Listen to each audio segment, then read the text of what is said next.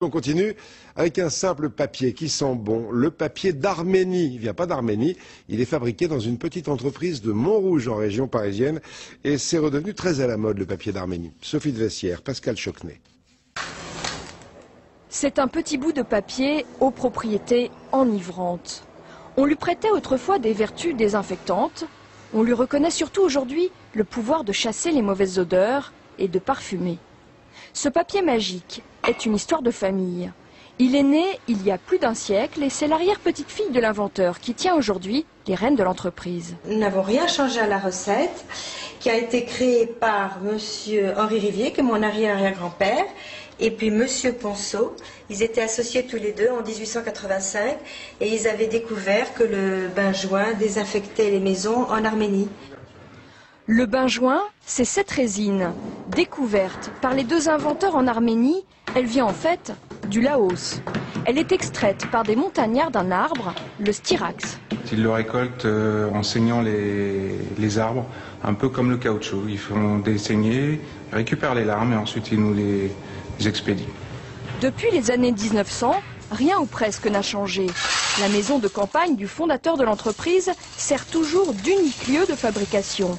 Et la formule, établie il y a plus d'un siècle, n'a pas varié d'un gramme.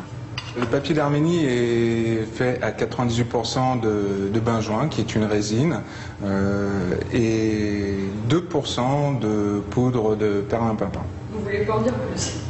C'est de la poudre de perlimpinpin. Le secret du papier d'Arménie est extrêmement bien gardé. Et la formule de base restera une énigme. Quant au reste de la recette, elle a pour ingrédient principal le temps. Le mélange magique, versé dans du solvant, doit macérer pendant 5 mois environ, 5 mois en cuve, avant de pouvoir être exploité. Les feuilles de papier sont alors baignées dans le fameux mélange, un bain d'environ 1 heure. Puis les feuilles seront séchées une vingtaine de minutes dans des fours. 9 salariés produisent ici tous les ans 2 millions de petits carnets. Et 10% de la production part même à l'étranger. Les Japonais, et les Canadiens notamment, raffolent de ce désodorisant naturel. Moi je trouve que c'est un peu magique si vous voulez. C'est pas... Bon, l'odeur c'est un Califat, moi je connais ça depuis toute mon enfance, mais surtout je trouve qu'elle est apaisante. C'est très agréable à sentir par la suite quand c'est complètement diffus. En se consumant, chacune de ces bandelettes fait effet pendant 24 heures, laissant planer dans l'atmosphère un lointain parfum d'Orient.